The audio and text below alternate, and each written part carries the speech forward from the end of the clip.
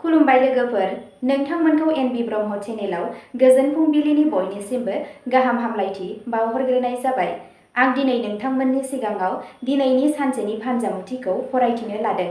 आसा खालामो नोंथांमोना भिडिअखौ नायना मोजां मोनगोन।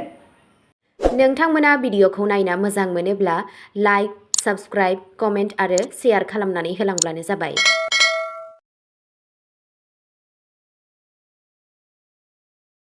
दिनै 9 जुलाइ 2026 मायथाइ एबा 24 आसार दान 1433 मायथाइ बृहस्पतिबार। गिबियावनो दङ मेष राशि। दिनैनि साना नोंथांनि मान सन्मान आरो समाजारि बेंखनखौ बांहोनायनि सान जागोन। खामानि थिलियाव नोंथांनि नाजानाय आरो बुजिनाया थाबथानानै थानाय खामानिखौ गोख्रै खालामगोन। दिनै नोंथाङा आजै-आजौनि सम्पथिजों सोमोन्दो गोनां माखासे गिदिर मुलाम्फा मोननो हागौ, जाय रांखान्थियारि थाथायखौ गोख्रों खालामगोन। न'नि गेदेरफोरजों सम हगारनाय आरो बिसोरनि बोसोन लानाया नोंथांनि केरियारनि थाखाय माइल खुन्थिया जागोन। बेलासियाव गावनि जिउनि लोगोरिजों मोनसे धोरोमारि दावबायनायनि बिथांखि लानो हायो। भगवान विष्णुखौ सिबिनाया नोंथांनि खाफालखौ स्रां खालामगोन। नोंथांनि दिनैनि खाफालगोनां दिगआ जादों सा-सानजा, खाफालगोनां अनजिमाया जादों 7 आरो खाफालगोनां गाबआ जादों कमला गाब। वृषभ राशि। बृहस्पतिबारनि बे साना नोंथांनि थाखाय जोबोद मुखुब जागोन, नाथाय रांखान्थियारि बिथिङाव जोबोद जाफुंसारगोन। गोदान फालांगियारि मावखान्थिफोरा गोहोम गोनां जागोन आरो नोंथाङा हाथायाव गोदान खाबु मोनगोन। दिनै नोंथाङा नोंथांनि सुख-सुबिदा आरो गाननाय-जोमनाय बायदिफोराव रां खरसा खालामनो हायो। साख्रि मावनाय सुबुंफोरा प्रम'शनजों लोगोसे गोदान प्रजेक्टनि बिबानखौ मोननो हायो। सावस्रिनि बेलायाव साना मोजां, नाथाय मेगन आरो खर' सानायजों सोमोन्दो थानाय एसेल' जेंनाया जेंना सोमजिहोनो हागौ। थोजासे जिरायनो ला। नोंथांनि दिनैनि खाफालगोनां दिगआ जादों खोला-सोनाब, खाफालगोनां अनजिमाया जादों 3 आरो खाफालगोनां गाबआ जादों रेजें आकाहि गाब। मिथुन राशि। दिनै नोंथाङा नोंथांनि गोहो आरो फोथायथिया गोबां बारायनायखौ नुनो मोनगोन। जुदि नोंथाङा गोबाव समनिफ्रायनो मोनसे गोदान खामानि मावनो सानगासिनो दं, अब्ला दिनै आगानसे सिगांलांनो थाखाय साबसिन सान। गथ'नि जानानै सोलोंथाइ बिथिङाव जायखिजाया गिदिर जाफुंसारनायखौ गोसोआ खुसि जागोन। लोगोफोरजों ज' जानानै दावबायनाया इयुननि थाखाय रंजाथाव आरो फिथाइ गोनां जागोन। मोजां मोनज्लायनायनि जिउआव गावजों गाव फोथायनाया बांगोन आरो नोंथांनि लोगोरिया नोंथांनि मोनदांथिफोरखौ बेसेन होगोन। नोंथांनि दिनैनि खाफालगोनां दिगआ जादों सानजा, खाफालगोनां अनजिमाया जादों 8 आरो खाफालगोनां गाबआ जादों जोंथि गुफुर गाब। कर्क राशि। दिनैनि साना नोंथांखौ रांखान्थियारि बिथिङाव एसे सांग्रां जानो बोसोन होयो। रावनोबो गिदिर दाहार एबा दाहार होनायनिफ्राय गोजानाव था, नङाब्ला रांआ थाबथानो हागौ। मावख'आव गोजौ थाखोनि मावख'गिरिफोरजों रायज्लायनाय समाव गावनि बिबुंथि आरो रागाखौ दबथायनाया जोबोद गोनांथार।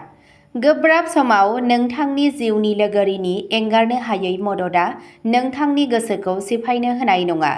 गोसोआरि गोजोननि थाखाय यगा मेडिटेशननि राहा ला आरो गायत्री मन्त्रखौ जाप खालाम। मोनाबिलियाव थासारिफोरा नोंथांनि थाखाय आबुङै मोजां जागोन। नोंथांनि दिनैनि खाफालगोनां दिगआ जादों साहा, खाफालगोनां अनजिमाया जादों 5 आरो खाफालगोनां गाबआ जादों रोजा मै गाब। सिंह राशि। दिनै सिंह राशिनि सुबुंफोरनि थाखाय आबुं मददनि सान जागोन। फालांगिनि बिथिङाव हरखाब गोबां रां मोननाया नोंथांनि बेंक बेलेन्सखौ साबसिन खालामगोन। सासे गोजाम लोगोजों हरखाब लोगो हमज्लायनाया नोंथांनि मोखांआव मिनिनाय लाबोगोन। सोलोंथाइ आरो बादायलायनायजों लोब्बा थानाय लाइमोनफोरा दिनै माबा मोनसे मोजां खौरां मोननो हागोन। नखरारि जिउआ गोजोनथाव जागोन आरो न'नि उन्दै सोद्रोमाफोरजों गेलेनायाव सम बारहोगोन, जायनि जाहोनाव नोंथांनि साननि गोसोआरि मेंनाय गैया जागोन। नोंथांनि दिनैनि खाफालगोनां दिगआ जादों खोला-सानजा, खाफालगोनां अनजिमाया जादों 1 आरो खाफालगोनां गाबआ जादों गेरुआ गोमो गाब। कन्या राशि दिनै नोंथांनि केरियार आरो प्रफेशनेल जिउआव मोनसे गोदान आरो मोजां गोहो होनायनि सान जागोन। मावख'आव नोंथांनि खामानि मावनाय आदब आरो सैथोथिखौ नुनानै गोजौ थाखोनि मावख'गिरिफोरा नोंथांखौ जोबोद गोहोम खोख्लैगोन, जाय नोंथांनि प्रमोशननि लामाखौ रोखा खालामगोन। हा एबा गारि बायनायनि थाखाय दिनैनि साना जोबोद मोजां सान। गोजाम बिजिरसालिनि केसफोराव थासारिया नोंथांनि फारसे गोख्रों जानाय नुनो मोनगोन। सावस्रिया जोबोद मोजां जागोन आरो नोंथाङा गोहोगोरा आरो फ्रेश मोनगोन। नोंथांनि दिनैनि खाफालगोनां दिगा जादों सोनाब, खाफालगोनां अनजिमाया जादों 6 आरो खाफालगोनां गाबा जादों गोथां गाब। तुला राशि दिनैनि साना नोंथांनि थाखाय धोरोमारि हाबाफोराव गोसो जानायखौ बांहोनायनि सान जागोन।